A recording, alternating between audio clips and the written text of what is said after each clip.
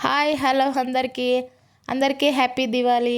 ఈ దివాళీకి special sweet ఏంటంటే గులాబ్ జామున్ కదా.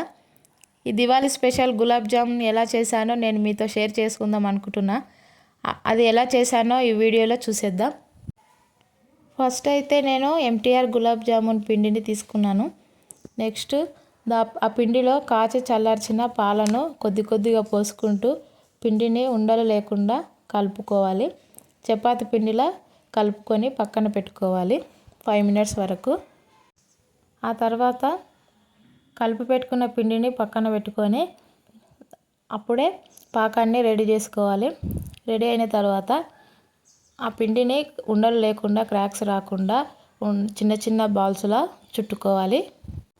వెంటనే అలా ఉండలుగా చేసిన వాటిని ఆయిల్లో ఫ్రై చేసుకొని అప్పుడే గోరువెచ్చగా ఉన్న పాకంలో వేసుకోవాలి. ఆ తర్వాత 2-3 అవర్స్ వరకు పక్కన పెట్టుకోవాలి. అంతే, గులాబ్ జామున్ రెడీ అయినట్టే.